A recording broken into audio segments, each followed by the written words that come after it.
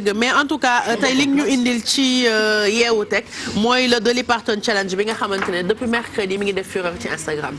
waa Bijou gannaaw bi mu nuyoo ñi nga xamante ne ñooy faral di safoo di seetaan yeewu leen ak groupe GFM yëpp tey Dolly Parton challenge c'est ku ko ñun bàyyi ko ñi nga xamante ne yéen a ngi ci plateau bi Mado Bijou Aïssatou Pay Pay ak Jibi ex Jibi Diop donc maa ngi leen di nuyu léegi on va parler du Dolly Parton Challenge donc Bijou comme ni nga ko waxee depuis le mercredi Dolly Parton Challenge instant bi mi ngi def fureur sur la toile donc d'abord avant de parler du Dolly Parton Challenge on va parler de qui est Dolly Rebecca Parton. Donc Dolly Rebecca Parton c'est une chanteuse de country et de pop qui est auteure, compositeur, interprète, musicienne, multi-instrumentiste, actrice, écrivain, scénariste et productrice américaine boo xamante ne mi ngi judd le 19 janvier 1946 à Sierreville dans le Tennessee aux États-Unis donc moom en un demi-siècle elle est devenue la reine de la musique country donc moom la ñu woowee Queen of the Country et elle a vendu plus de 100 millions d'albums dans le monde donc tout ça c'est pour un petit peu remettre challenge bi dans son contexte c'est pour dire que kii yàgg na ci industrie musicale bi aujourd'hui elle est âgée de 74 ans donc li indi Dolly Parton challenge bi dafa am depuis mercredi dafa ñëw mu posté benn collage de 4 photos benn photo boo xamante ne day représenter sa photo de profil sur LinkedIn beneen boo xamante ne day représenter sa photo de profil sur Facebook beneen boo xamante ne day représenter sa photo de profil sur Instagram ak beneen boo xamante ne day représenter sa photo de profil sur Tinder donc suñu Pape Samba mënee tegal élément bi nga xamante ne si benn si suñu collaborateurs yi lañ ko jëlee ñu daal di seetaan en quoi consiste le Dolly Parton Challenge après ñu ñëwaat pour les commentaires.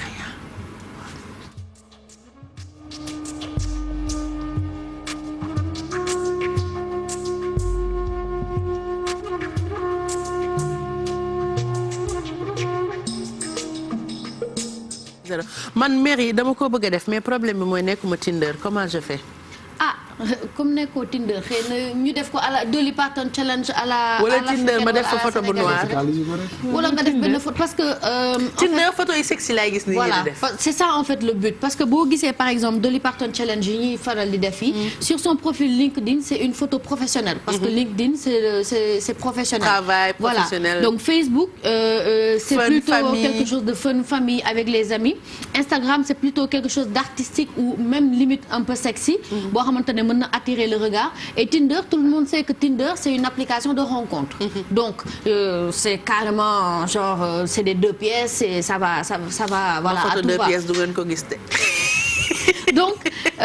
donc léegi il y a eu affaire bi mu amee en fait il y a eu plus de 300 000 personnes yoo xamante ne ni ils ont fait. Mado laa bëgg mu def Dolly Parton challenge bi. yow na ko jekk c'est pas toi qui parle mais c'est Pape Samba Thiam donc.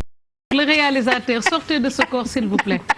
lan laa bëggoon wax donc je disais j'aime bien la phrase qu'elle a mise si bi mu koy publier. mu ne tànn leen jigéen bu mën a def lii yëpp. voilà tànn leen jigéen bu c'est pour en fait moom bi mu koy wax c'était pour se revaloriser. que dire que c'est pas parce que elle est une femme qu'elle peut pas avoir plusieurs casquettes et c'est pas aussi parce que elle a 74 ans. parce qu'elle a 74 ans que ne mënatul ba léegi plaire wala mënatul donc elle a fait ça donc LinkedIn Pro, Facebook, Instagram ak Tinder maintenant nag il y a eu plusieurs stars yoo xamante ne qui ont repris ce challenge là donc nous avons Oprah Winfrey, Céline Dion, Ellen DeGeneres, Cara Delevingne, Naomi Campbell ou encore Christy Teigen ak Will Smith aussi ils ont tous repris en fait le Dolly Parton challenge donc yéen tamit si vous êtes pourquoi pas moi je trouve que c'est un challenge qui est pas mal. Mado pardon. donc je réexplique attendez je réexplique le concept à Mado. oui ma xaar leen bu ngeen génnee yéen ñaar. non c'est vite fait. da ngay jël sa photo LinkedIn. boo nekkee professionnel. waaw nga jël sa photo Facebook profil. boo xamante ne tu es avec tes amis ou truc nga jël sa photo Instagram où tu es beaucoup plus glam comme voilà et photo Tinder c'est une appli de rencontre. donc quelque chose qui va séduire ou qui va attirer le regard nga def collage bi. nga monter ko donc loolooy challenge bi pour dire que tu peux être 4 types de femmes à la fois. D'accord. Voilà. dinaa la defaral 4 types de femmes ou 4 types d'hommes selon exercice dinaa la aussi. defaral benn photo léegi bu toj. man yooyu du ma ko def. bu ba kenn montage de. dëkk bi wóorul. waaw ça me va pas. Mado naa ko photo léegi bu toj. pour Tinder. montage lay doon. yaa ngi dégg. On a compris. donc waaw man voilà.